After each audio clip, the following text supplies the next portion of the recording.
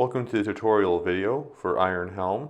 We're going to look at just a few aspects of the game to give you a good overview of how the game plays, and we'll get into some details on certain aspects. So first thing we're going to look at is the components of the game.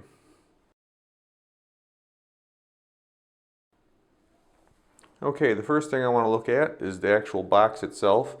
It's a standard deck size box, measures about 8 inches by I believe 3 1/4 inches in depth and about 3 3/4 in width. It's an extremely sturdy box. As you can see, the lid comes off really nice. It's a super strong, heavy card stock. And once you're inside the box, you're going to see that all your components are organized very well. The game itself comes with little divider cards that are a little bit taller than the actual poker card size cards that come with the game. So you can organize your game by all your different categories of cards, the different decks that you have. Also, it comes with dividers for all of your expansion packs or the adventure packs that you can add to the game. I already put the first two in here. We'll look at those possibly later. But as you can see, you have a nice little spot for your trappings cards, your skill cards, your potion cards, your plot cards, all of your loot cards, enemy cards, dungeon cards, character cards, and your bosses.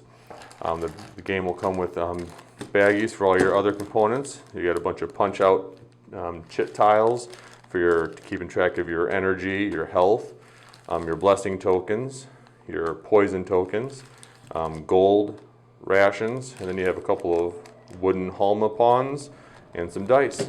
That's your basic component overview. We're going to go into kind of each deck individually and take a look at how they work.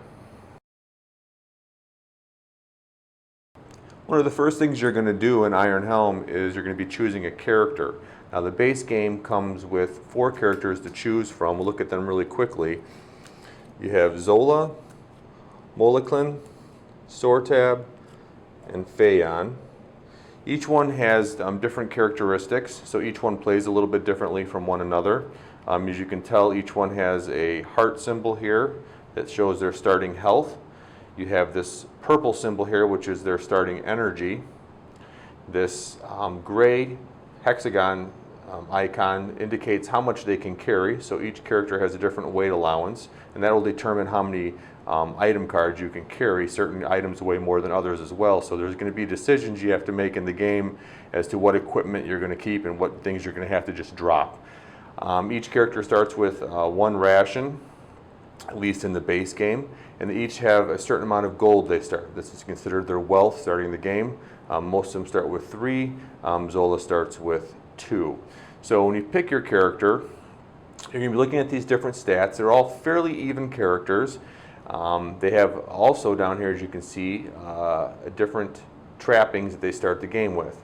So once you choose which character you want, you're going to take that card. So let's just say we take Sortab. Okay. These other cards will be out of this game. And we look at how much health he has. We take health tokens, which are these nice little double-sided chits, equal to the amount of health tokens that we have. So we'll just pretend we have as many as we need. Then we take energy tokens equal to that number that he shows there as well. Keep those by your character.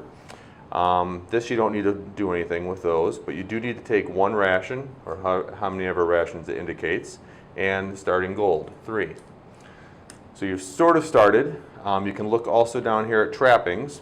It'll tell you what this character starts with. So you need to go to your trappings deck, which is a special deck of cards of items. They're usually less powerful than the items you actually find in the dungeon. That's why they have their own separate deck. And you have to find the items that your character starts with. So Sortab, for instance, starts with a wooden staff and a door wedge. So you go through your trapping cards. There's the wooden staff right away, and you have to find the door wedge, and there's the door wedge. So those will be the 2 characters, the 2 trapping cards that he would start with. Each of those have unique abilities. They have a value for if you go to sell them at a merchant. They have a weight, like I talked about earlier. So this is 1 and this is 1. So we're already at 2. He only can carry 9, so you have to keep an eye on that. It also indicates where on the character, this card is slotted. Now this game, there is going to be an available player's game mat that will have a nice layout where you can just put all your cards in certain areas of the inventory, sort of lock them into certain slots. Essentially, there's a primary hand and an offhand, or a two-handed weapon. So you can have like a sword and a shield, but if you're using a two-handed weapon where it says 2H, you takes this place of both those items. AS stands for accessories, so you can have any number of accessory cards as you want in your inventory. You also have a slot for your body and a slot for your head as well. So those are our starting trapping cards. There's one more, or actually two more additional things. One is each character starts with a different skill. So Sortab's beginning skill is alchemy. So you will then go to the skills deck, which looks like this, and then you will find the corresponding skill. Archery, herbal, there it is. Alchemy. Then you will read what it says. Sometimes it gives you something initially, or just it's good to know what your character's abilities are. So for this particular skill, I get to gain 2 potions of my choice right away.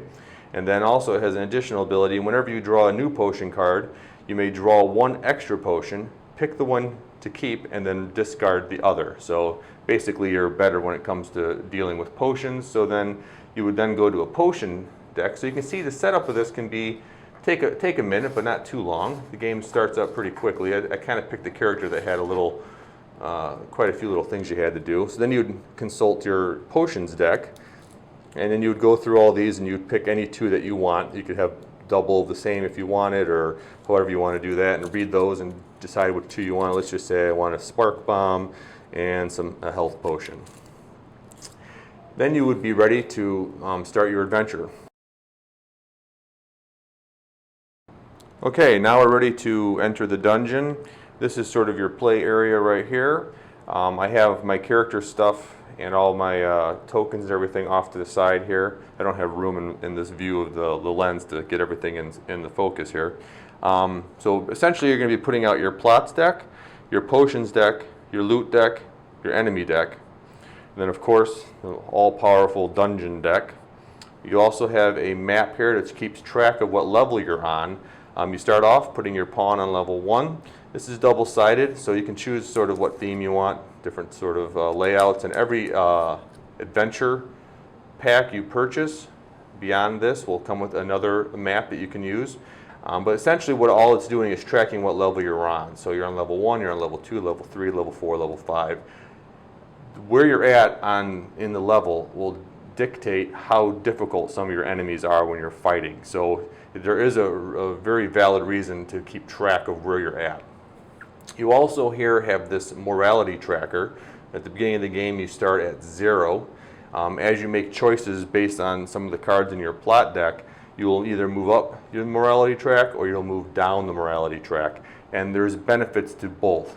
Usually when you do a negative thing in this game, you'll get an immediate boon. You might get some gold, or something will happen. They'll give you some sort of immediate reward. Doing the more moral thing often is more difficult for you. It might cost you health or energy, but in the long run you could come into a circumstance where it pays off. So it's sort of a risk-reward mechanic built into the game.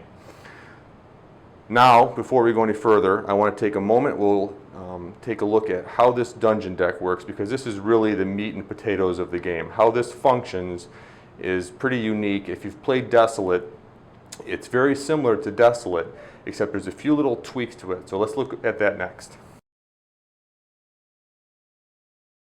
Okay, now we're ready to actually explore this dungeon deck. And there's 16 cards in this deck. They never change. Adventure packs don't add more cards to this. This remains the way it is. What changes from adventure to adventure is what plot cards will be in the game and the other items and characters and things around this deck. So this deck is something that over time as a player you're going to familiarize yourself with, and that's going to be where you become better and better at this game. knowing these 16 cards, how many there are of each of the cards, that's really going to dictate how well you're going to do with this game. So maybe the first 1 or 2 playthroughs, you're going to not do quite as well as you will after a few times playing it, which is fine. That's how I wanted the game to be. So let's take a look at some of these cards. There's essentially 2 different types of cards in this deck. You have cards that have an immediate or one-time effect or choice, like the campsite. It gives you a little bit of a narrative and you make a choice. Do you want to cook? Do you want to search? Do you want to rest? You can go to sometimes you'll come across the altar. You can get a choice between getting a blessing or get healing. You can find the clearing. Whenever you find a clearing, you essentially just draw a plot card and read what happens on that. We'll get into those in a minute. So you have a bunch of cards in this deck that if you decide to resolve them, you typically are given a little bit of a narrative and you make a choice. Now where this game differs a lot from Desolate is there's also these cards that have numbers on them. And these numbers tell you what action you take dependent upon which place you chose them. So let's take a look how this works really quick before we jump into that. So on your turn, each turn you're going to be drawing 2 cards from this deck, but you're not going to look at them. And just something I'm going to say, just for note, you notice that all these cards in my game are sleeved. They fit perfectly in the box. I know there's a lot of people asking that question. So anyways, so you draw your 2 cards, don't look at them, you choose either one to flip over. So I'll choose this one. So I'll flip this card over, I got the campsite. Most situations, I would take this campsite. So let's say I take this campsite, this card, I'm not going to know what it is, so I will discard that without looking at it. Then I'll resolve this card, and then I'll discard it as well, and then I move on to the next room, essentially, in the game. Now, where things get tricky, and I didn't stack this deck or anything, so I'm just kind of going through it. Hopefully, what I want to happen happens. I'm sure it will. So now I'm going to do the same thing. I'll choose this one this time.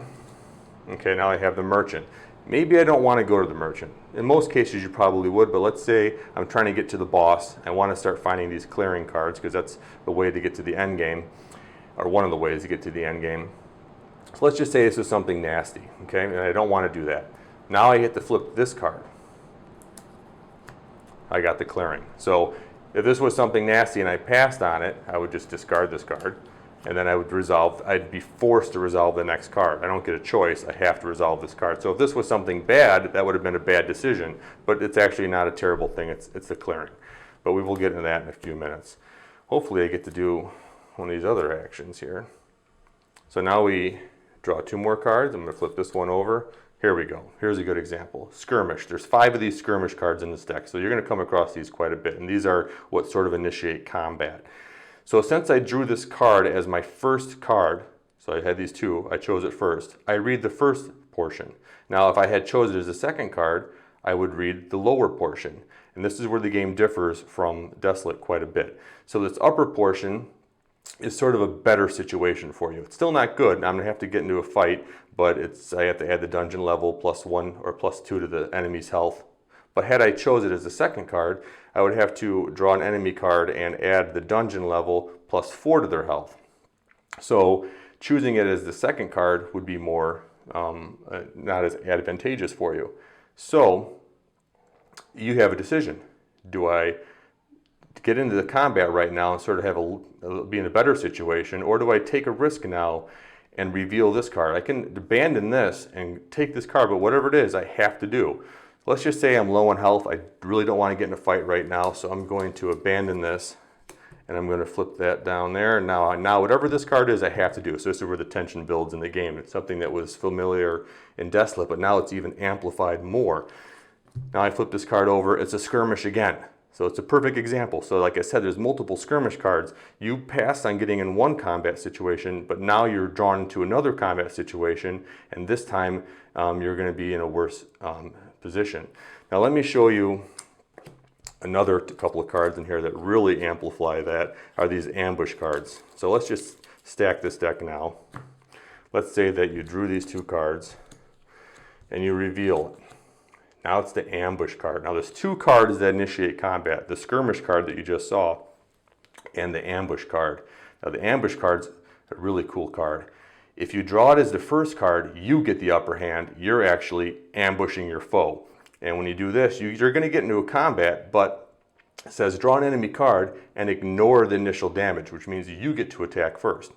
Add the dungeon level to their health. So you're still going to be adding the dungeon level to their health, but they're not going to be that tough, depending upon what enemy you draw from here. But you get the upper hand. You get to attack first. So likely you're not going to take any damage if you roll enough dice and do enough damage. However, let's say you're like, I don't want to bother with that. I don't want to get into a fight.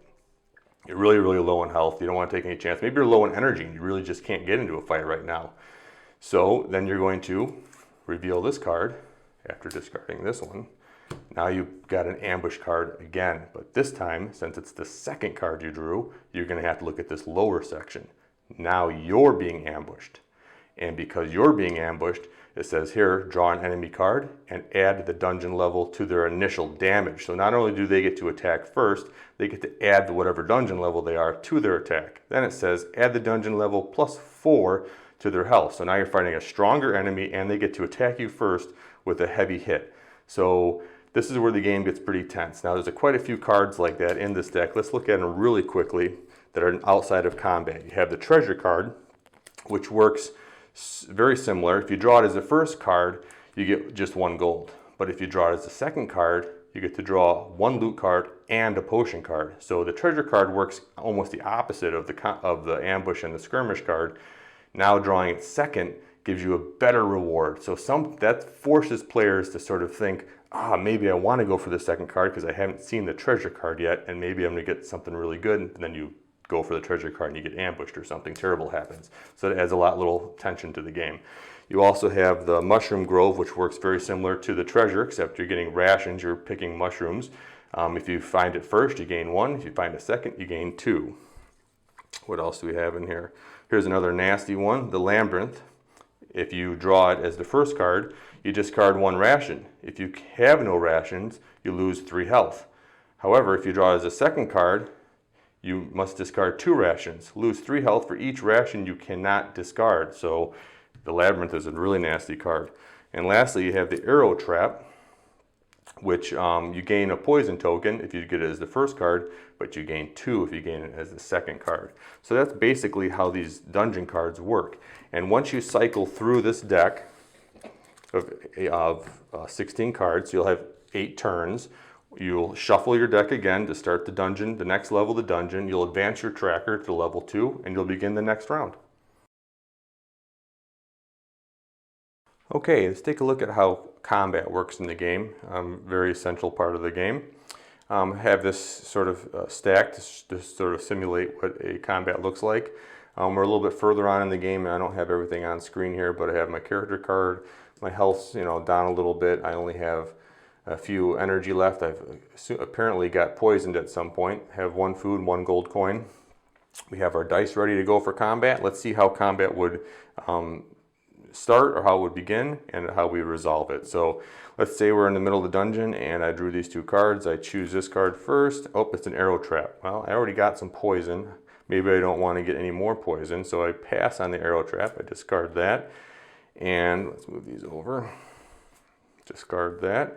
And then I have to resolve whatever this next card is, and it's a skirmish. So, ta-da, we're in combat. Since it's the second card we drew, or chose to resolve, we have to do the nastier portion of it, like we mentioned before. So now I have to draw a random enemy card. I have to add the dungeon level +4 to their health. So let's see what we have to fight here.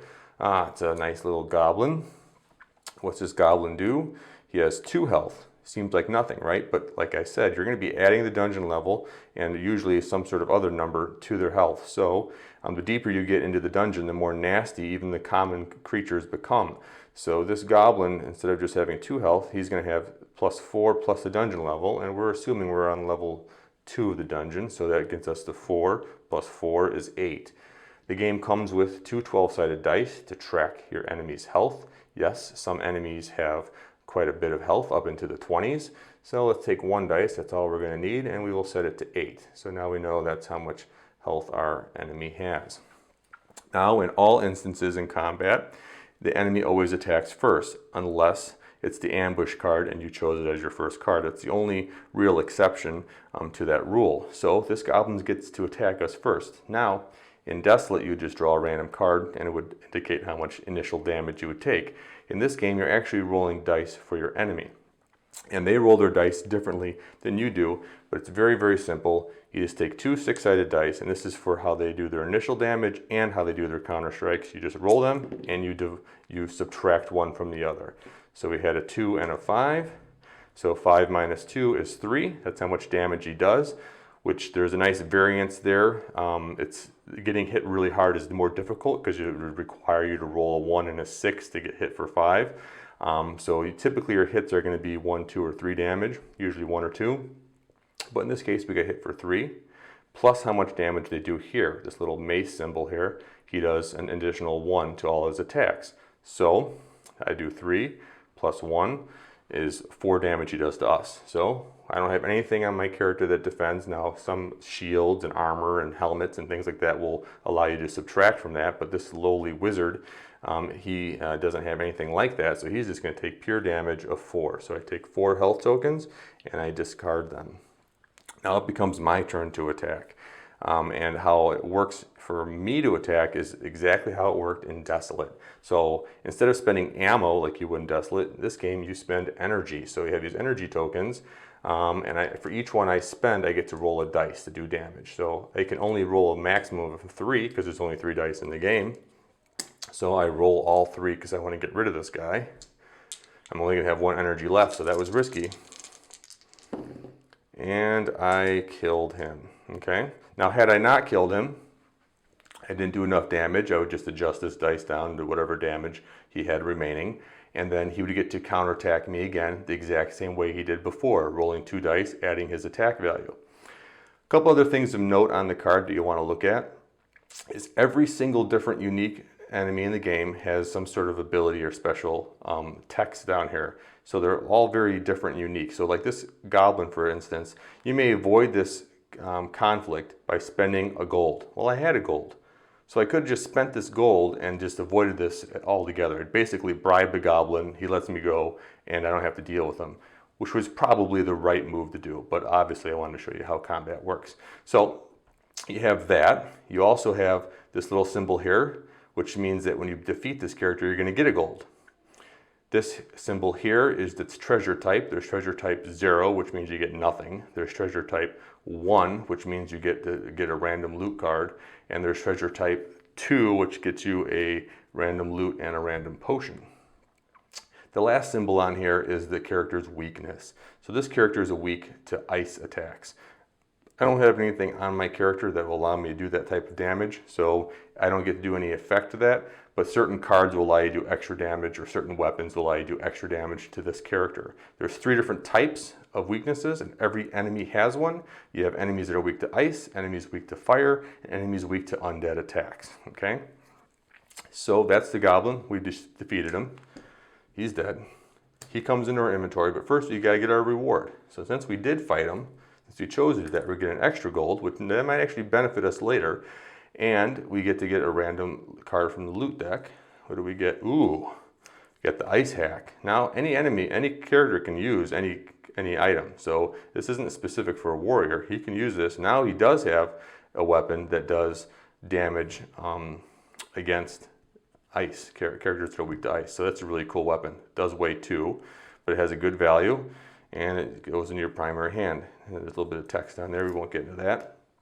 But that's essentially how your turn would work. I got a gold. I got an item from this. So yeah, really that ended up being a good decision to fight this goblin. At first it seemed like maybe bribing him would have been the easy way out, but see what we got from that was pretty good.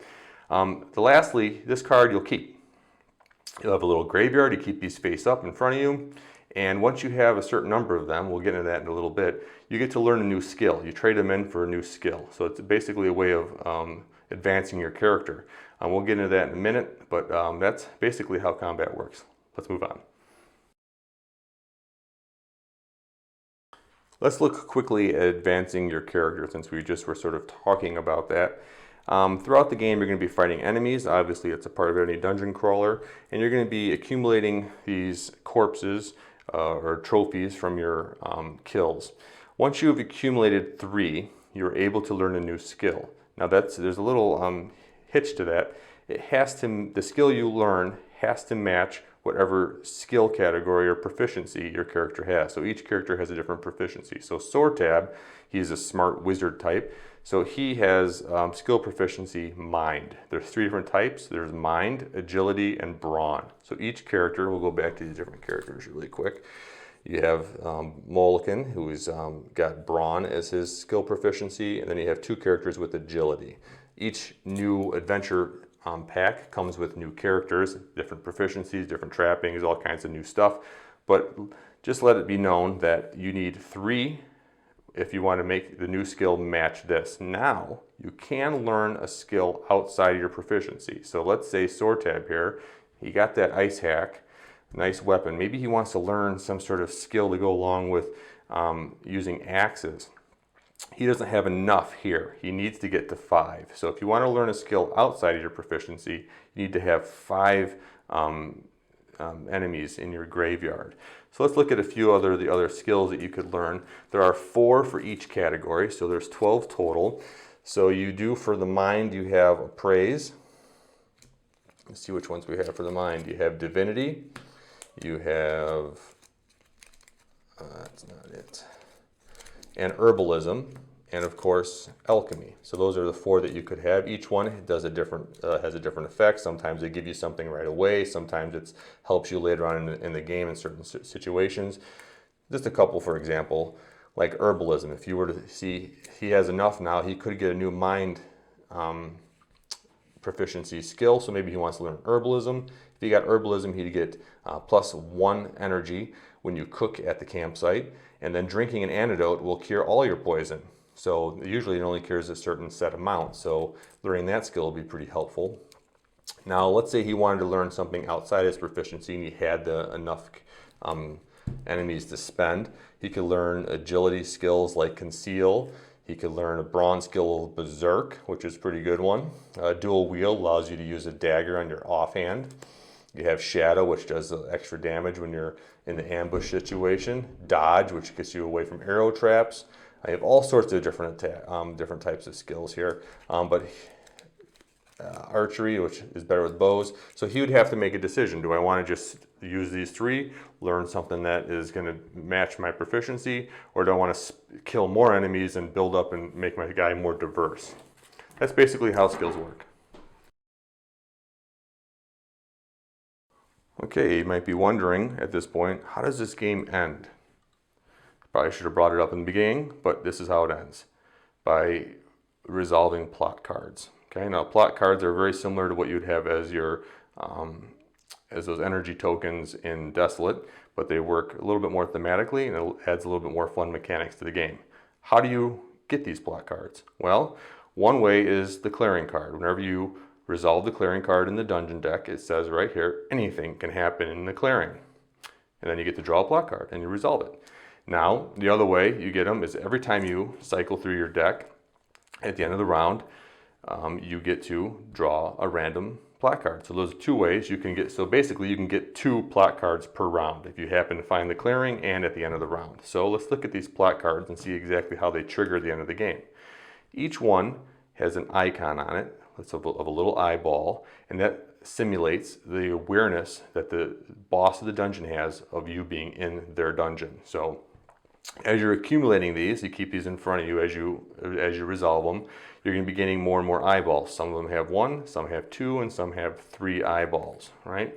And as those increase, and once you hit that target number, which is 10, then you will resolve the final card. So let's say we did this one. Now we hit 10 or beyond, we have to resolve this final plot card, and then the boss confronts us, right? So that's how you get to the boss. We'll get over it. Well, that's the last thing we'll discuss is how the boss works. But let's look at how these plot cards work. Essentially, there's 2 different types. You have ones that offer you options, and then you have other ones that sort of give you a reward. So let's go over a few of these. Traveler goes there. Okay, so these cards here give you a little narrative, a little bit of a story, and then you get a choice. So we'll look at one, and they all work very similar, and this is what sort of brings this morality tracker into the game. So let's do the Pigman. It's one of my favorites. So let's read what it says here. It says, you are drawn to the sounds of a whimpering animal. You are amazed to find a very small pig-like creature with human likeness caught in a snare trap. Now you're given two choices. What do you want to do? You can release the pig man, or you can carve up the pig man. Yes, you can eat the pig man is one of the options. So decide to release the pig man. You get to read all of it, so you can know what the outcome is going to be. You have to make that decision. So let's decide you decide to release the pig man. The frightened creature looks confused when you release it. It pauses for a moment and then takes off on 2 feet.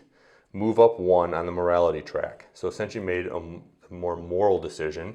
You get to move up on the morality track. You don't get anything else other than the fact that now you get more morality, right? This is going to come into play a little bit later. Now let's decide, instead, you decided to carve up the pig man. Your belly rumbles at the sight of the pig man, and you get to work on preparing a fire. Move down 1 on the morality track and gain 3 energy. So it might be late in the game, and you might only have 1 energy, and you might be like, sorry, pig man, I have to eat you. And then you go down 1 on here, and you get to gain 3 energy because he is delicious. So that's how the plot cards work, and that's how you're going to be moving up and down this morality track. Let's look at how some of these other plot cards are going to work along with those. You have 2 here. You have the Shrine and the Traveler. The Shrine, we're not going to read all the text on it, but we'll basically tell you what it does. The Shrine, gain blessing tokens equal to your position on the morality track. So this is what I was talking about earlier. Your position on this morality track is actually going to affect you later on. So making good choices might not get you anything in the short term. Like you don't get these 3 energy if you don't eat the pig man, but you get to move up 1 on this morality track. And the further up on it, the more blessing tokens you would get. So we haven't talked about blessing tokens, but we will in a few minutes here. And let's say we're on the position 2 on the morality tracker, and we came across a shrine, we would gain 2 blessing tokens. Whenever you gain a blessing token, you never look at it. There's stuff on the other side, but you just keep it face down in front of you, right? Another one here, gain either health or energy equal to your position on the morality track. So yes, that pigman was delicious and gave you 3 energy, but had you done the moral thing down the road as you accumulated morality, this traveler here would have given you energy or health. You could have just said, "Oh, I'll take 1 health and 1 energy," and that you could have that choice. You have a couple other ones. You have a passageway, which makes you draw another card from the plot deck, which just basically adds another eyeball, is all this card does. And then you have the hid in. Yes, it's a pun. It's an inn deep in the dungeon called the hid in. I'm sorry, I like that. And this gives you a good choice of you can pay money to eat and gain some health and energy, or you can do some gambling. So there's different things you can find in this plot deck, and as you can see, it's going to be affecting your morality and how many blessing tokens you're going to get. There's other things that can help you get blessing tokens in the game as well. And then it triggers the boss. So let's take a look at that and look at our the final part of the game. Okay, so we're far along in the game. See, we only have 3 health left, a little bit of energy. We're not doing so well. Let's see, we've got some blessing tokens we've acquired, and maybe we got 1 extra poison here. Let's just stack this up. Sort of maybe what you look like when you get to the end. So you're like, how on earth are you ever going to be able to fight a boss at the end of this game when you're so depleted? Well, let's pretend that we just got the hit in, the final plot card that got us the 10 eyeballs, and now we've basically awoken the boss in the game, and we now have to deal with that. So what do? First, we have to resolve this card. Let's say that we decide eat and rest by the fire, pay 1 gold for a meal, and gain 2 health and 1 energy. You only do it once. Well, I got some gold from fighting things. I'll spend that gold. Might as well take, was it 2 health? Yeah, 2 health and 1 energy. Okay, a little bit better, right? Now we decide, what monster are we fighting? Which boss are we fighting? We could be fighting the Lurker. We could be fighting the Naga. We could be fighting the Leech. How do we know? Well, we look at all the enemies that we fought throughout the game.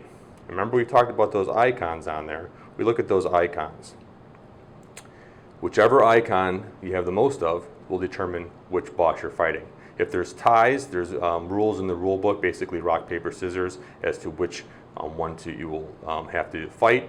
But let's just say that we're going to majority here. We have 2 ice creatures, so which guy we have to fight? Well, we're going to have to fight the Lurker, because he is the ice boss.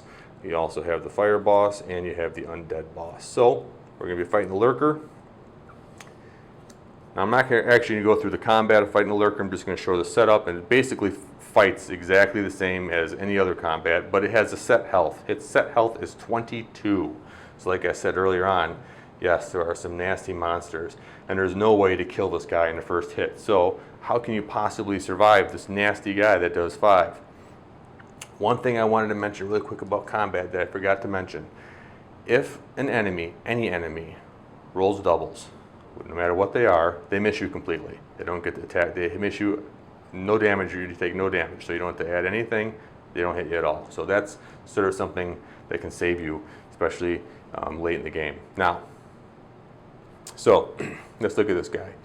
They'll have a little bit of a thing here, a little bit of a special ability. It says attacks from the Lurker ignore defensive bonuses gained from shields or bucklers. So his laser beam attacks from his eyes just go right through your shield. So if you have a shield equipped, it has no effect against him. He has 22 health, we understand that. But before you actually have to fight him, something happens. It's in the rule book. It's called the Divine Intervention. And that's when you get a visit from an angelic creature. Our angel comes down and looks upon you in favor or not in favor, depending upon how many these bonus blessing tokens that you have. So right before you actually have to fight him, you can figure out who it is and how much health and all that. But before you actually have to fight him, you now get to do the big reveal and see what sort of blessings you're going to get going into this final combat. So you flip these over and they all have different symbols on them. Heart, a couple of hearts, and energy. So this tells us that we're going to gain 5 health and 1 energy. So that is actually very helpful going into that final combat. Now maybe you'll be able to take that first hit and hopefully be able to kill it in 2 hits, right? Now, let's look at some of the other blessing tokens, things that you could possibly get. You could get the Poison Heart. That's the other one you can get. The rest of them are, I'll show you all of them so you get the idea of the disbursement. But whenever you get these green hearts, that means you get to remove all your poison. So you have 0 poison, which can be very helpful because some monsters actually double your poison every time they hit you. And that'll kill you, because once your poison level, I should mention this, once your poison level is equal to or greater than how many health tokens you have, you die. You're poisoned. So so basically you fight your boss. If you defeat him, you win the game. And you can continue on doing more adventure packs, or you lose and you have to start over and start with a new character. The game runs about 30 to 40 minutes once you know how to play it. First time through probably can take you an hour getting used to the rules. But I do strongly suggest before your first play, look through the dungeon deck, get yourself familiar with some of the cards in there. Maybe look through the plot cards, get yourself familiar with that. But besides that, everything else has text on it. It should be pretty self-explanatory. The rule book should explain everything you need to know. This is the basic idea of Iron Helm. I'm sure I missed a couple of things here or there, but it gives you a good overview of how the game runs, how it plays, how it ends, and the little ways that it builds tension. And I hope you enjoyed this video. Hopefully I'll be doing a video once I get the game mats. I just ordered them. I'd like to show those off to you as well. Thank you very much.